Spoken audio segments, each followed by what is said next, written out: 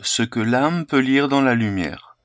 La chronique de l'Akasha, mémoire vivante du cosmos. Il existe un savoir qui n'est inscrit dans aucun livre, ni conservé dans aucune archive humaine. Ce savoir est inscrit dans la substance même du monde, dans une mémoire vivante et cosmique.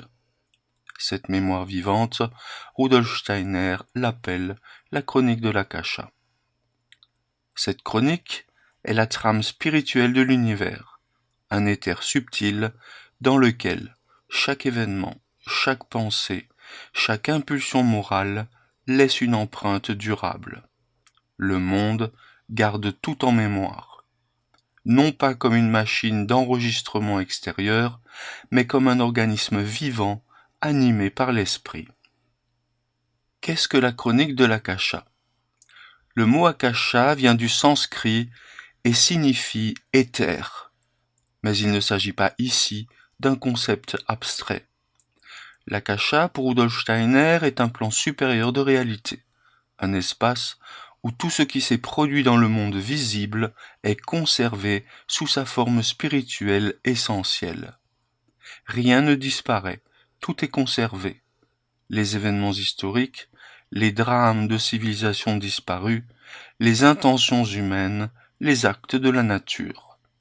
C'est dans cette trame que l'initié peut lire s'il a développé des facultés spirituelles précises. Comment lire cette mémoire cosmique ? La lecture de l'Akasha n'a rien à voir avec une intuition vague ou une hallucination mystique.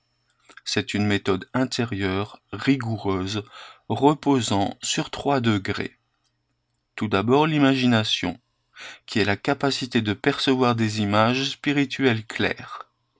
Puis l'inspiration, qui est la compréhension intérieure de ce que ces images signifient. Et enfin, l'intuition, qui est l'union consciente avec la réalité profonde de ce que l'on perçoit.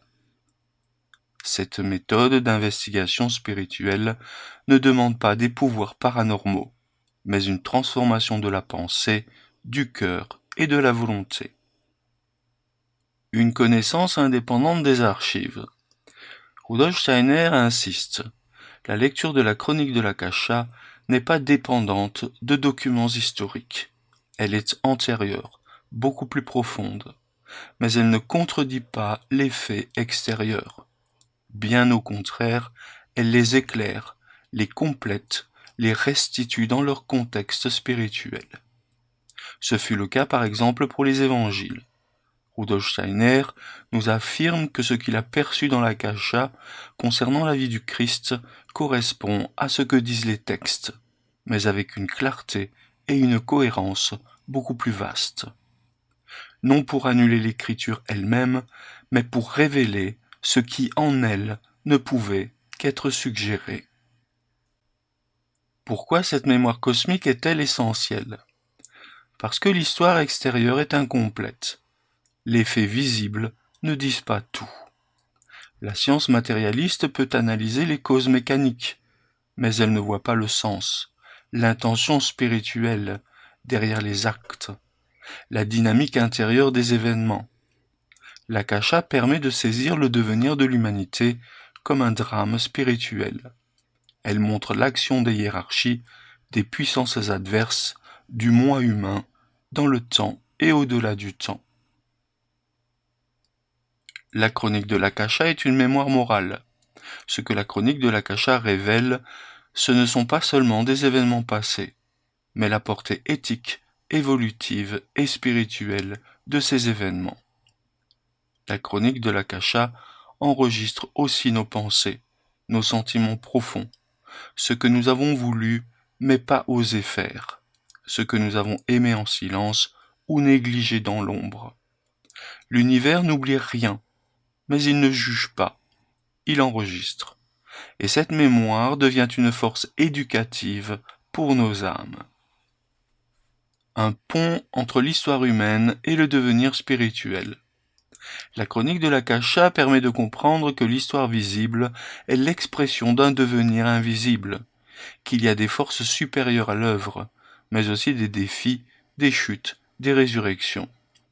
Elle révèle par exemple que l'homme n'a pas toujours eu la même conscience, que des civilisations ont été guidées par des êtres spirituels, que le Christ, avant même son incarnation, apparaissait déjà dans la sphère solaire, puis dans les mystères anciens, et que le Christ s'est inscrit dans l'Akasha comme l'impulsion centrale de l'évolution terrestre.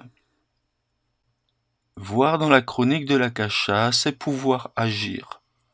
La science spirituelle permet à l'homme moderne de ne plus dépendre aveuglément de traditions mortes ou d'opinions extérieures.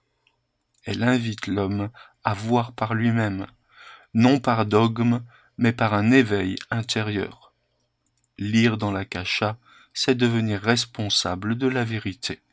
C'est comprendre que l'univers a une mémoire, un cœur, et que notre vie y inscrit quelque chose d'éternel. Il fut un temps où l'homme vivait dans l'instinct spirituel. Aujourd'hui, il doit conquérir en pleine liberté l'accès aux mondes invisibles, au monde des hiérarchies, au monde de l'esprit. La chronique de l'Akasha est là comme une lumière douce mais implacable, qui attend qu'on la regarde afin de pouvoir y lire. L'univers n'est pas un chaos, il est un récit, et l'homme peut en devenir le lecteur conscient, sous condition qu'il apprenne à lire avec l'âme dans la lumière.